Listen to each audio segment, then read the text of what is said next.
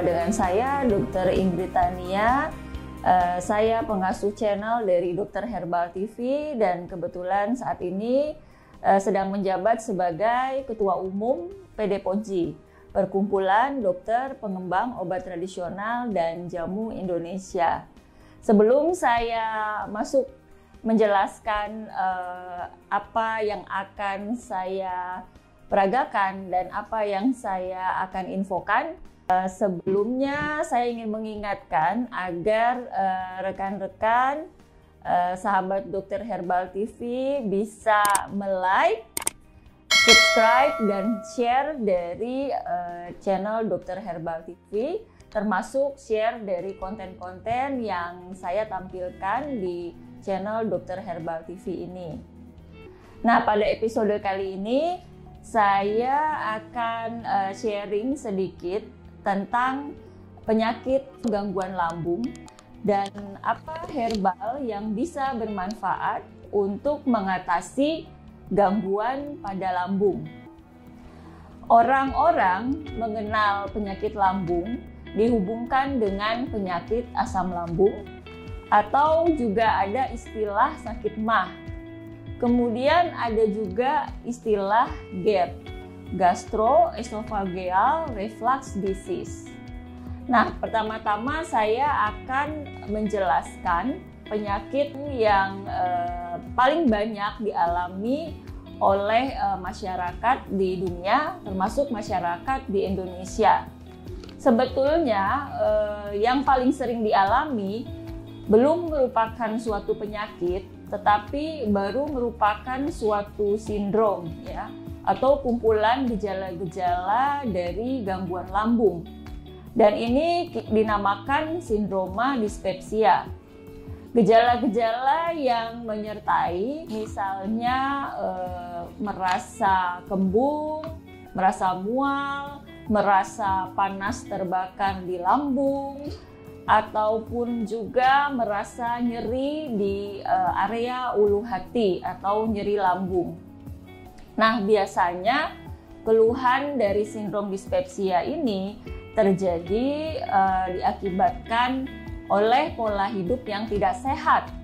Misalnya kurang istirahat, stres, kemudian pola makan yang tidak teratur, yang mungkin juga karena kesibukan dari orang-orang sehingga makan pagi misalnya terlambat, atau makan pagi malah tidak sama sekali, langsung makan siang, ataupun misalnya makan malam itu sangat malam sekali, sehingga akhirnya lama-kelamaan timbul dari sindroma dispepsia. Lalu ada lagi penyakit yang dinamakan Gastroesophageal Reflux Disease. Biasanya penyakit ini merupakan kelanjutan dari suatu sindroma dispepsia yang tidak tertangani dengan baik, ya. Jadi misalnya keluhan-keluhan di lambungnya masih terus dirasakan, kemudian terjadi peningkatan asam lambung secara terus-menerus. Lalu terjadi lemahnya otot atau sphincter yang menghubungkan antara lambung dengan esofagus, sehingga asam lambung menjadi mengalir ke atas, ya, atau regurgitasi melawan gravitasi, sehingga asam lambung itu bisa naik hingga mencapai rongga mulut. Nah, jika terjadi kondisi demikian, tentu saja Anda perlu berkonsultasi dengan dokter, dan biasanya dokter akan memberikan obat-obatan untuk Anda dan juga saran-saran untuk memperbaiki dari gaya hidup. Nah, sebetulnya sebelum keluhan atau gangguan lambung ini berkembang menjadi penyakit lambung yang sangat serius ataupun kronis, kita bisa memanfaatkan bahan-bahan herbal yang sebetulnya sangat mudah kita dapatkan di sekitar kita. Di antaranya yang pertama adalah kunyit, ya. Kunyit atau Curcuma longa atau Curcuma domestica. Nah, kunyit ini sudah lama dipakai oleh bangsa-bangsa di seluruh dunia, terutama oleh bangsa-bangsa Asia seperti India, juga Indonesia. untuk membantu memelihara kesehatan pencernaan, termasuk kesehatan lambung, dan juga untuk mengatasi gangguan-gangguan pada lambung atau penyakit-penyakit pada lambung. Karena kunyit ini setelah diteliti mengandung senyawa-senyawa kurkuminoid, yang salah satunya adalah senyawa yang paling utama adalah kurkumin, di mana kurkumin ini bersama juga seluruh kurkuminoid dan juga senyawa-senyawa lainnya yang terkandung dalam kunyit itu bersifat gastroprotektor atau melindungi lambung, terutama melindungi lapisan mukosa lambung. Adanya luka-luka di lambung juga dapat dibantu diatasi oleh senyawa-senyawa aktif yang terkandung di dalam kunyit. Nah, penyakit lambung itu juga ternyata setelah diselidiki banyak disebabkan oleh adanya bakteri yang dinamakan Helicobacter pylori. Kunyit dengan berbagai senyawa-senyawa aktifnya ternyata juga bersifat membantu eradikasi atau pemusnahan dari bakteri Helicobacter pylori. Nah, saya sekarang akan berlanjut ke bahan berikutnya, yaitu yang kedua adalah madu hutan. Madu mengandung senyawa-senyawa aktif seperti polifenol yang bersifat melindungi lapisan mukosa lambung. Ada yang dinamakan madu hutan, artinya madu yang berasal dari lebah-lebah liar di hutan yang tidak diternakan. Dan madu-madu ini ternyata mengandung senyawa-senyawa aktif, misalnya senyawa-senyawa polifenol yang lebih banyak daripada madu ternak. Sehingga madu hutan memiliki efikasi atau memiliki khasiat yang lebih baik daripada madu ternak atau madu murni yang biasa. Sifat dari madu ternyata banyak kemiripan dengan kunyit. Selain bersifat melindungi dari mukosa lambung, madu dan kunyit juga bersifat anti peradangan, sehingga bisa membantu mengatasi gejala-gejala peradangan pada lambung. Dan madu juga bersifat antibakteri, di mana bakteri Helicobacter pylori juga bisa dibantu dieradikasi oleh madu, terutama oleh senyawa-senyawa aktif yang terkandung di dalam madu hutan. Kunyit dan madu hutan bisa kita kombinasikan menjadi sebuah ramuan yang sangat bermanfaat untuk memelihara kesehatan lambung dan juga untuk mengatasi gangguan-gangguan pada lambung atau penyakit-penyakit lambung yang belum mengarah menjadi penyakit lambung yang berat. Kombinasi dari kunyit dan madu hutan bisa kita konsumsi secara aman asalkan sesuai dengan takaran aman yang dianjurkan. Nah, saya akan memperagakan bagaimana cara membuat ramuan berbahan atau berbasis kunyit dan madu hutan. Jadi jangan kemana-mana, mari ikuti saya terus ya.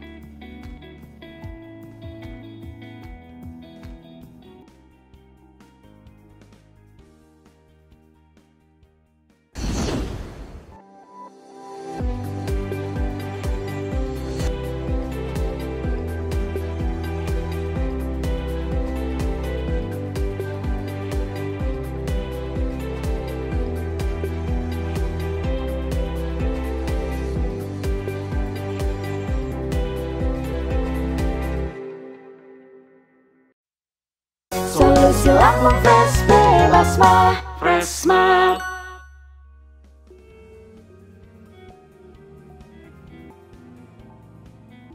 Nah, sekarang saya akan memperagakan ramuan sederhana berbahan dasar kunyit dan juga madu. Pertama-tama yang kita butuhkan adalah kunyit ya. Untuk 1 gelas ramuan kita membutuhkan 2 sendok teh kunyit bubuk. Setelah itu bahan yang lain adalah madu. Madu hutan itu lebih diutamakan dan kita bisa pakai 1 sendok makan. Kemudian bahan berikutnya adalah lada hitam. Kita bisa pakai bubuknya agar praktis dan cukup sedikit saja untuk memperbaiki absorpsi atau penyerapan dari kurkumin yang ada di dalam kunyit. Nah, pertama-tama ini sudah saya takar kunyitnya sebanyak 2 sendok teh. Lalu kita berikan sedikit saja lada hitam. Jadi kira-kira segini saja, seujung sendok. Kemudian kita aduk-aduk supaya rata. Kemudian setelah itu kita berikan madu sebanyak 1 sendok makan.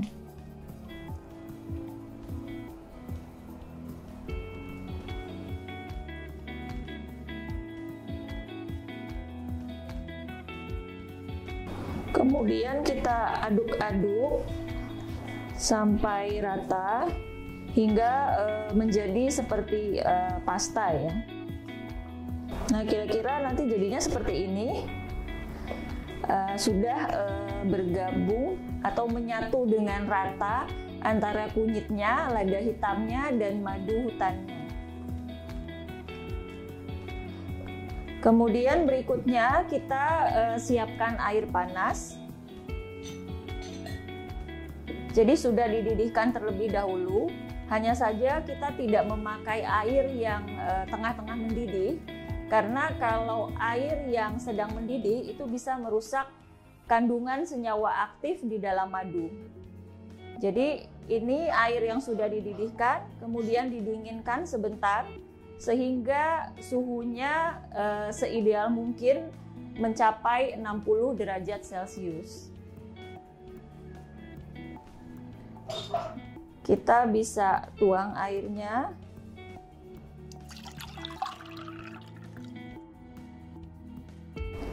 Kemudian kita masukkan tadi kunyit, madu, dan lada hitamnya ini ke dalam ramuan, ke dalam air panas ya, air hangat. Oke, berarti ini udah semua ya. Kita aduk sampai rata. Nah, sekarang sudah jadi ramuan kunyit dan madu hitam untuk kesehatan lambung dan untuk mengatasi gangguan pada lambung. Nah, ramuan kunyit dan madu hutan ini baik dikonsumsi 1 kali sehari jika kita sedang dalam kondisi sehat untuk memelihara kesehatan lambung. Sedangkan kalau kita sedang terkena sakit MAH atau keluhan-keluhan di lambung seperti kembung, nyeri lambung atau nyeri ulu hati, kemudian keluhan-keluhan lainnya yang terkait dengan lambung, kita bisa mengkonsumsi sebanyak 2-3 kali sehari dan diutamakan dikonsumsinya sebelum makan agar bisa bekerja lebih optimal dalam hal melindungi lapisan mukosa dari lambung dan juga untuk memperbaiki penyerapan dari senyawa-senyawa aktif yang ada di dalam kunyit maupun ada di dalam madu hutan. Jadi, biasakan terapkan pola hidup sehat untuk lambung bebas MAH.